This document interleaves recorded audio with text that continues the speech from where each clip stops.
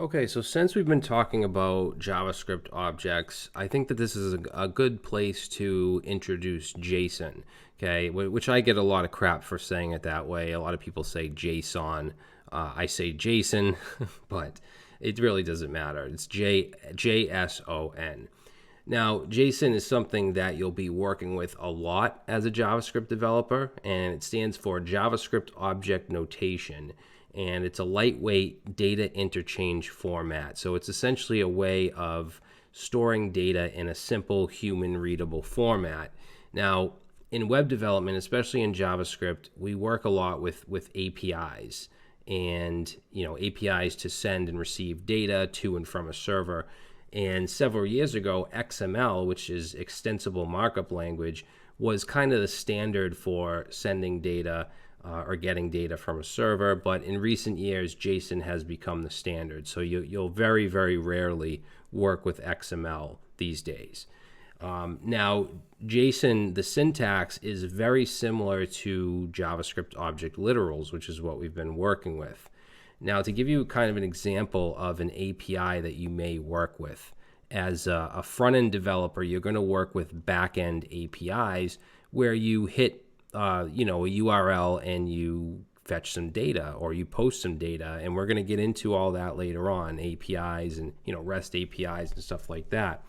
Now, just to give you an example, GitHub has a public API that we can use. So I'm going to go to one of the URLs just to kind of show you an example of some data we'll get back. So if we go to, it's actually api.github.com, and then we can go to /users.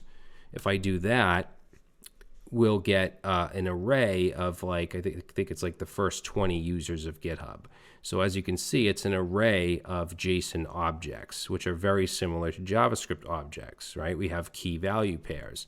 Now, the difference here is that the keys are going to have double quotes around them as well. And with JavaScript object literals, we don't have quotes around the keys. And you have to have double quotes around the strings here as well. Numbers, you don't have to, but strings you have to have double quotes around, or it's not going to be valid JSON. But this endpoint here, api.github.com/users, is an example of something you'd hit with the fetch API, which we'll learn about later. And you can make a request and get this data and bring it into your application. You could even do user / and then your username. So I'll put mine in here. And then that gives me some information about my account, my login, my ID number. It even gives me some other API URLs that I can hit to get other things. All right, so for example, is the repos. So this repos URL, if I were to hit that endpoint, I get an array of all my GitHub repositories. Okay, so as JSON objects. So I just wanted to kind of show you an example of an API that gives us JSON data. Now, you can also have JSON files, like if I create a new file here and I'll just say, I don't know, todo.json. The way that I would do this, usually a JSON file is going to have an array of JSON objects. So you would have brackets, just like in JavaScript, and then each object would have curly braces, but your keys have to have double quotes as well. So say ID1. This could be a number or a string. And then let's say title, say take out trash. Now VS Code will automatically validate this. Like if I take those quotes off, it's going to give me an error. If I hover over, it says property keys must be double quoted because it knows them in a JSON file. Okay, and then there are websites where you can validate JSON as well. You just paste it in and it will tell you if it's correct. But yeah, it's pretty much just a JavaScript object with some double quotes. So what I want to do as far as JavaScript is show you how we can convert our objects to JSON and the other way around. So let's create an object here. Let's do something different. We'll do like, what should we do? We'll do posts, like a blog post. And we'll set that to, let's say, title, say post 1. And this is just a JavaScript object literal. So title, actually let's put an ID too. So we'll say ID 1. and then let's put a body, and I'll just say this is the body. Okay, so we have a JavaScript object, right? I can console log that post, and if I want to convert this to a what we call a JSON string, there's a JSON object we can use. So let's say const str string. So this JSON object has a method called stringify. So just stringify and parse are the two methods you're going to be using quite a bit when dealing with this.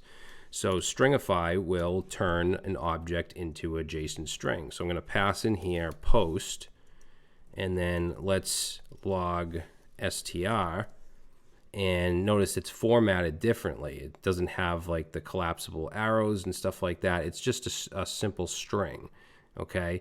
And this is what you would send. If you were sending data to a server, this is what you would send, okay? Now, when you use like the Fetch API or other libraries to make HTTP requests, a lot of times it does this for you. Like you can just send the post like this, and it will automatically stringify it. Where you do end up using stringify and parse, the next one I'm going to show you, is with local storage. And local storage is a way to store things on your client in your browser. And it can only store strings, so you can't store like an object like this. So what you would do is stringify your object, put it into local storage, and then when you take it out, you would parse it back into an object. And we're going to get all into local storage later. So now that we have a JSON string in the str variable, let's parse that JSON. So we can do that, and I'm going to put this in a new variable called obj, and we're going to set that to json.parse, and then we're going to pass the string, JSON string in there, and then let's go ahead and log obj, and we're going to get our initial post object literal. Okay, so these are the two methods that you'll be using quite a bit when dealing with this type of thing. And then it doesn't have to just be a single object, it can be an array as well. So if we say const, let's say posts, and we set that to an array of objects, I'll just grab this one here and paste that in, then we'll put a comma, and we'll create another one, and I'll just change that to a 2, and we'll say post 2. So now we have an array of objects. Let's say down here, const str2, and we'll set that to json.stringify, and let's pass in our posts. And then if we log str2, you'll see we have a JSON string that has a couple objects inside of an array. Now, one thing to keep in mind is if you have a JSON string like this str right here, you can't take that JSON string and then try to access, like, let's say ID. Okay, if I do that, I'm going to get undefined. All right, if you need to access a specific property, you first need to parse it. So if I console log object.id, that's going to work. But yeah, I mean, that's pretty much it as far as using JavaScript to parse JSON strings or turning JavaScript objects into JSON strings.